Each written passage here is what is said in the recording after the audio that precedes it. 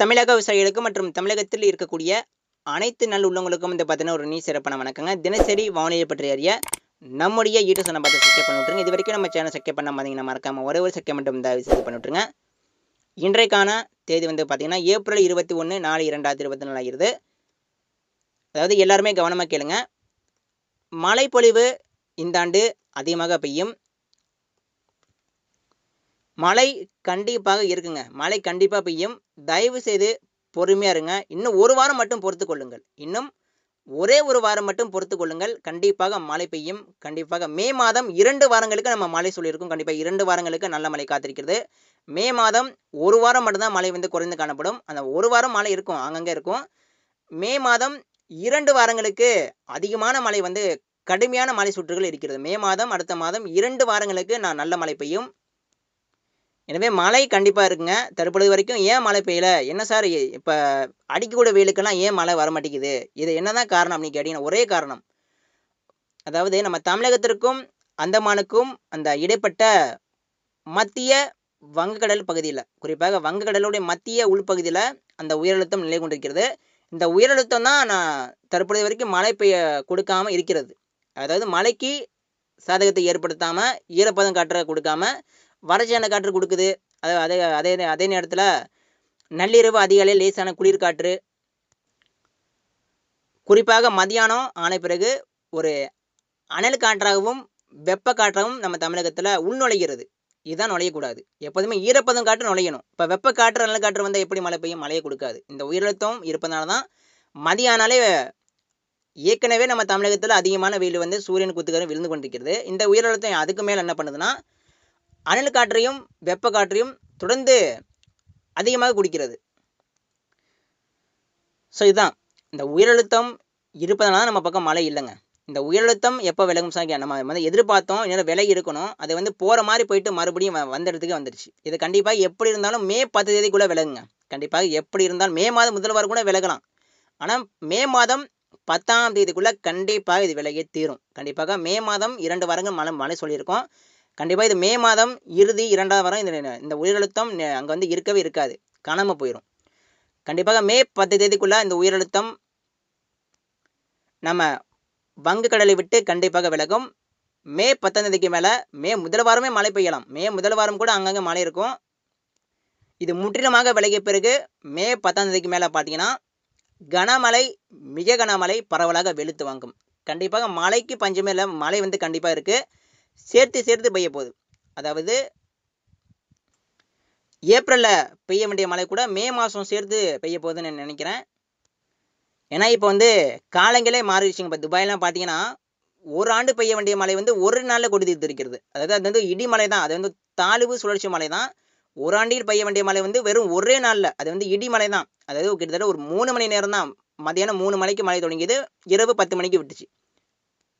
அந்த 3 மணி நேரத்தில் ஒரு ஆண்டில் பெய்ய வேண்டிய மழை வந்து ஒரே நாளில் கொடி தீர்த்தது. இதனால் துபாய் மக்கள் எல்லாமே மிக சிரமமாக இருந்தார்கள். அதாவது துபாய் மக்கள் எல்லாமே அப்படிப்பட்ட மழை வந்து பார்த்துருக்கவே மாட்டாங்க. அதாவது ரொம்ப அந்த வீடியோ காட்சியெலாம் பார்க்கும்பொழுது கார்கள், விமான நிலையங்கள், அங்கே இருக்கக்கூடிய மக்கள் எல்லாமே ஒரு அலறல் சத்தம் தான்.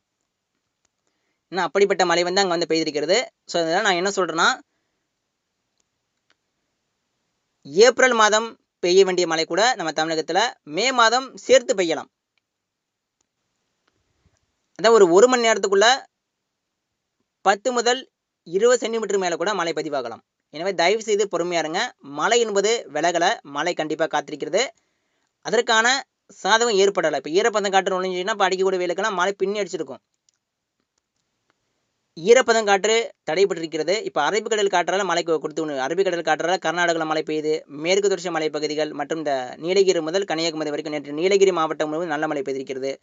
இதற்கு காரணம் என்னன்னு கேட்டிங்கன்னா, அரபிக்கடலிருந்து நுழையக்கூடிய அந்த கடல் காற்று சற்று ஈரப்பதம் மிகுந்த காற்றால் நுழைகிறது. இதனால் அரபிக்கடல் காற்றால் கர்நாடகாவில் மழை பெய்யுது, அந்த கேரளாவில் மழை பெய்யுது, அந்த மேற்கு தொடர்ச்சி மலைப்பகுதியில் மழை பெய்யுது. ஸோ கண்டிப்பாக இன்று முதல் அடுத்தடுத்து வரக்கூடிய நாட்களில் கேரளா மற்றும் கர்நாடகாவில் மழை தொடரும். மாலை இரவு மட்டும் மழை இருக்கும். பிற மாவட்டங்களுக்கு இந்த உயரழுத்தம் விலகிய பிறகு கண்டிப்பாக மழை இருக்கிறது. கிருஷ்ணகிரி மாவட்டம், தருமபுரி மாவட்டம், வடவுள் மாவட்டம், டெல்டா மாவட்டம், கடலோர மாவட்டம், தென் மாவட்டம், மேற்கு மாவட்டம், எல்லா மாவட்டங்களுக்கும் மழை பெய்யுங்க. எல்லா மாவட்டங்களுக்கும் மழை இருக்கு.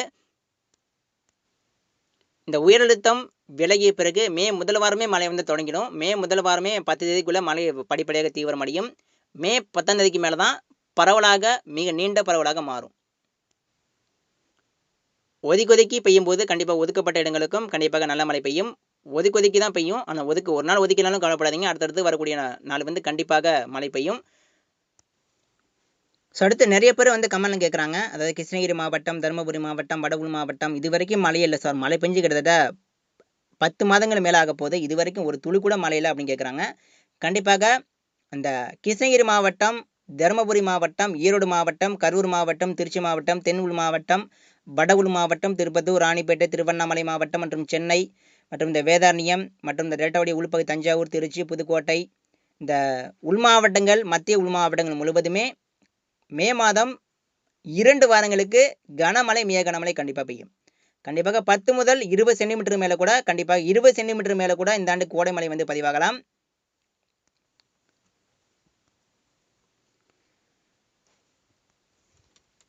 குறிப்பாக கிருஷ்ணகிரி மாவட்டம், தருமபுரி மாவட்டம், வடபுள் மாவட்டங்களுக்கு அதிகமான மழை வந்து காத்திருக்கிறது. அதிகமான மழைப்பொழிவு தினசரி 2 வாரங்களுக்கு தொடர்ந்து தினசரி மாலை ஆகிவிட்டால் மழை வந்துடும். கண்டிப்பாக மே மாதம் 2 வாரங்களுக்கு கனமழை, மிக கனமழை காத்திருக்கிறது. குறிப்பாக கர்நாடக எல்லையோர மாவட்டம், இந்த சேலம் மாவட்டம், நாமக்கல் மாவட்டம், கள்ளக்குறிச்சி, அரியலூர், பெரம்பலூர் மாவட்டம் மற்றும் இந்த மத்திய உள் மாவட்டம், இந்த உள் மாவட்டங்கள் முழுவதுமே மே மாதம் 2 வாரங்களுக்கு நல்ல மழை பொழிவு காத்திருக்கிறது. அதே நேரத்தில் இன்று முதல் அடுத்தடுத்து வரக்கூடிய நாட்களில் வெயிலுடைய தாக்கமும் மிக மிக அதிகரித்து காணப்படும். அதாவது இந்த ஆண்டு தெளிவாக ஒன்று தான், இந்த ஆண்டு வரலாற்றில் இல்லாத அளவிற்கு வெயிலும் தற்பொழுது பதிவாகி கொண்டிருக்கிறது. அதே போல் மழையும் இன்னும் அடுத்தடுத்து வரக்கூடிய நாட்களில் படிப்படியாக தொடங்கும். மே மாதம் 2 வாரங்களுக்கு வரலாற்றில் இல்லாத அளவிற்கு வெயிலும் மழையும் பதிவாகும் நம்ம தமிழகத்தில். எனவே தயவு செய்து பொறுமையாக இருங்க. மழை இருக்குது. தினசரி வானிலை பற்றி அறிய நம்ம ஈடு சொன்ன பார்த்து சக்கிய பண்ணிட்டுருங்க. நன்றி.